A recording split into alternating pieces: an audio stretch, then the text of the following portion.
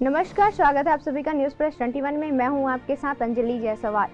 छत्तीसगढ़ में मौसम ने अचानक से करवट बदली है। उत्तर पूर्व हिस्से से शुष्क और ठंडी हवा का आगमन हुआ है, जिसके चलते अक्टूबर-नवंबर महीने में ही प्रदेश में कड़ाके की ठंड पड़ रही है।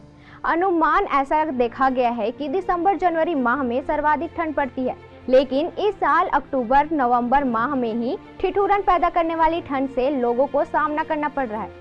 नवंबर का महीना जितना आगे बढ़ रहा है, उतना ही तापमान गिरता जा रहा है। राजधानी रायपुर में सुबह सुबह कोहरे नजर आते हैं। वहीं रात की बात करें तो तापमान में और ज्यादा गिरावट दर्ज की जा रही है। यही वजह है कि रात्रि में ठंड का प्रकोप और अधिक बढ़ रहा है। नवंबर में ही शीतलहर चलने की शुरुआत से इस बार पूरे प्रदेश में अच्छी ठंड पड़ने की संभावना है।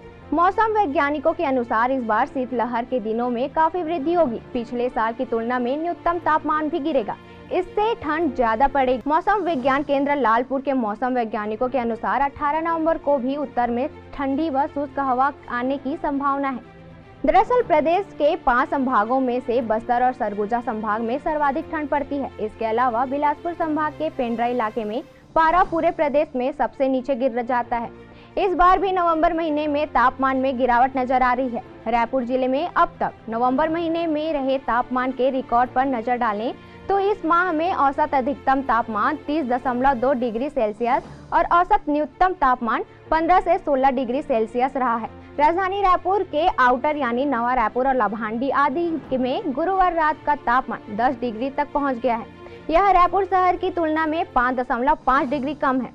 प्रदेश के भौगोलिक स्थिति की बात करें तो उत्तरी भाग में सबसे ज्यादा ठंड पड़ती है। वहीं प्रदेश के मध्य भाग में उत्तर व दक्षिण हिस्से की तुलना में कम ठंड पड़ती है। मौसम वैज्ञानिकों के अनुसार ठंड पूरी तरह उत्तर भारत के मौसम पर निर्भर होता है।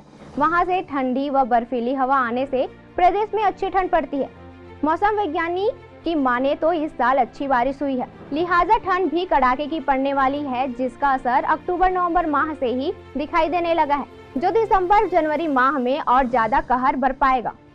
बहरहाल प्रदेश में नवंबर माह में ही हाड़ कांपने वाली ठंड का एहसास होने लगा है। लोगों को सुबह और रात के समय अलाव का सहारा लेना पड़ रहा है।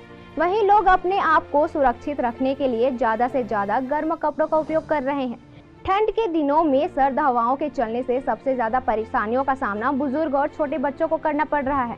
वहीं मौसम विभाग की माने तो आने वाले दिनों में तापमान में लगातार गिरावट दर्ज की जाएगी। इस वर्ष है अक्टूबर महीने से ही उत्तर पूर्व से शुष्क और ठंडी हवा का आगमन हुआ है। इसके कारण से अक्टूबर से ही ठंड का एहसास होने लगा है, यानी कि मिनिमम टेम्परेचर है वो लगातार गिरावट देखने को मिल रही है।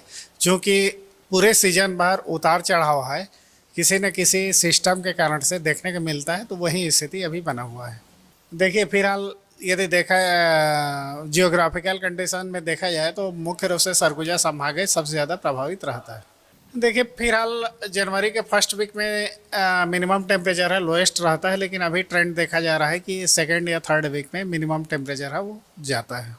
देखिए, कोहरा के लिए कुछ क्या होता है कि एक स्पेसिफिक कुछ कंडीशन होते हैं, स्पेसिफिक कंडीशन आने के बाद ही कोहरा देखने को मिलता है।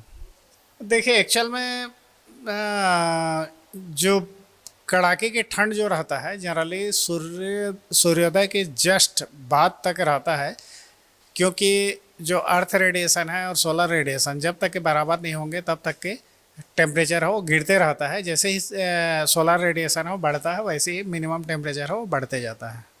हाँ बिल्कुल, सीजन में फिलहाल कई कारण से बारिश होता ही है। ऐसी ही तमाम छोटी बड़ी जानकारियों से लगातार अपडेट रहने के लिए देखते रहिए न्यूज़ प्रेस 21, आपके हक की बात।